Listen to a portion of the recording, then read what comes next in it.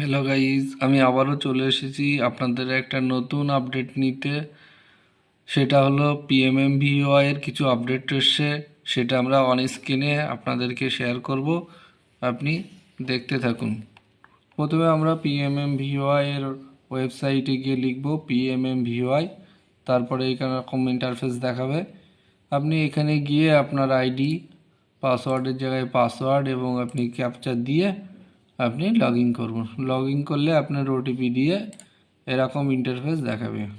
এখানে আপনার data entry অপশানে যেতে হবে, গিয়ে বেনিফিশিয়ারি রেজিস্ট্রেশনে ক্লিক করলে এইরকম ইন্টারফেস আপনাকে দেখাবে। আমি আজকে একটা সেকেন্ড মায়ের অনলাইন প্রসেস দেখাবো এবং তার আপডেট। এখানে আমি প্রথমটায় নোতে ক্লিক করব। তারপরে যেহেতু আমি দ্বিতীয় মেয়ে বাচ্চা, সেই জন্য এখন দ্বিতীয় মেয়ে বাচ্চায় ক্লিক করব। তারপরে নাম্বার অফ লিভিং বার্থ আমরা এখানে যেহেতু দ্বিতীয় মেয়ে বাচ্চার জন্য 2 লিখতে হবে। তারপরে ড্রপ ডাউনে ক্লিক করে অ্যাজ পার আধার কার্ড অনুযায়ী নাম এবং তার আপডেট দিতে হবে। তারপরে আপনার তার জন্ম তারিখ পরপর লিখতে হবে। এইভাবে তার এলিজিবল ক্রাইটেরিয়া এবং ফাইল আপলোড করতে হবে।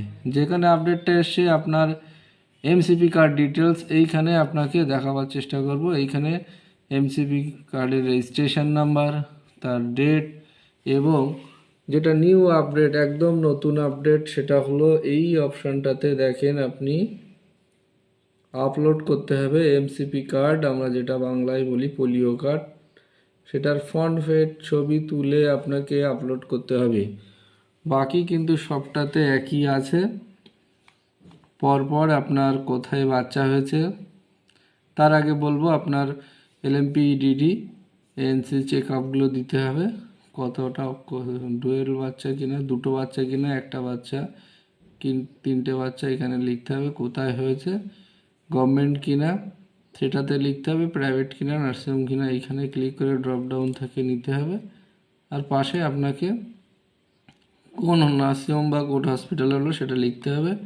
লিখে আপনাকে কিন্তু তার অ্যাড্রেস লিখে সাবমিটে ক্লিক করলে আপনার ফর্মটা সাকসেসফুল হয়ে গেল। এরকম ইনফরমেটিভ ভিডিও পেতে আমার চ্যানেলটিকে লাইক, সাবস্ক্রাইব এবং ফলো করে রাখুন। Thank you everyone.